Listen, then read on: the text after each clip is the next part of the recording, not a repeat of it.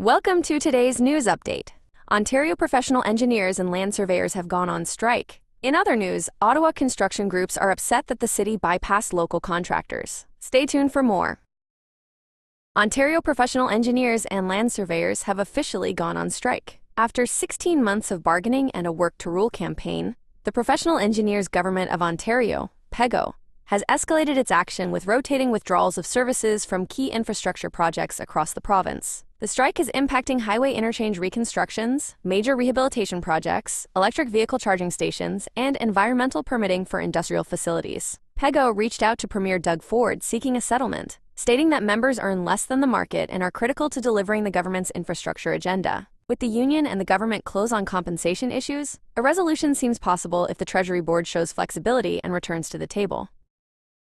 Ottawa construction groups are up in arms after the city decided to bypass local contractors and award a $15 million contract to a Toronto-based company to build a newcomer reception center. The Ottawa Construction Association and the General Contractors Association of Ottawa argue that the city's decision is unfair and the 2-week response period is inadequate for bidders to put together serious proposals. They're calling on the city to cancel the contract and issue a request for proposals to the local construction industry. The city, however, defends its decision, saying it needs to move quickly to address a homelessness emergency. Local contractors insist they're capable of delivering what the city is asking for, and are disappointed that they've been bypassed. The associations have asked the city to release a market assessment that concluded no local contractors are capable of designing and supplying the structure. The city says it followed all due diligence in determining the requirements, and that an advanced contract award notice has been posted on mercs.com to allow qualified suppliers to submit statements of capabilities. The associations are not convinced and are calling on the city to press reset on the process and launch a fully open competition with a request for expressions of interest.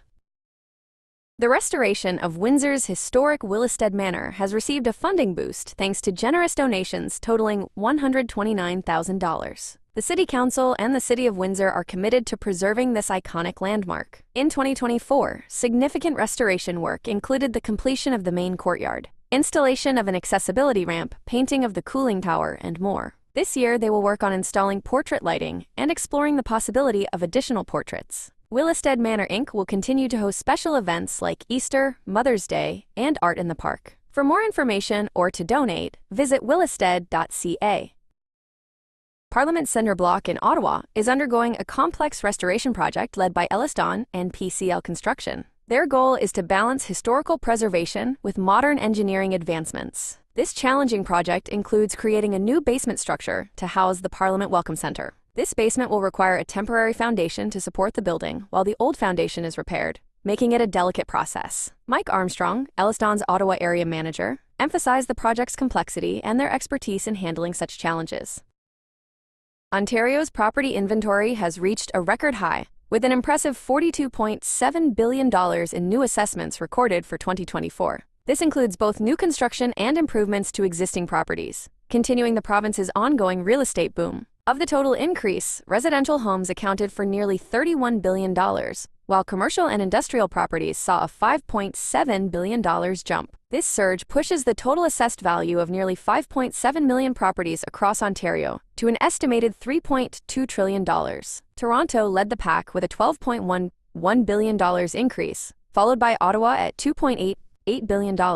Vaughan, Oakville, and Mississauga completing the top 5. For municipalities with populations under 15,000, notable growth was also seen in Muskoka Lakes, Blue Mountains, Ajala-Toronto, Wellington North, and Gravenhurst. Despite the impressive growth, property assessments for the 2025 tax year will remain based on January 1, 2016 values.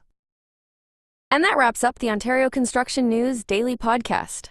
Thursday, January 23, 2024. From engineering strikes to historic renovations, it's been a day full of news in our industry. If you're new to the podcast, we invite you to subscribe so you don't miss an episode. This podcast was created using AI, but please feel free to reach out to us if you have any questions or comments at ontarioconstructionnews.com. Thanks for listening.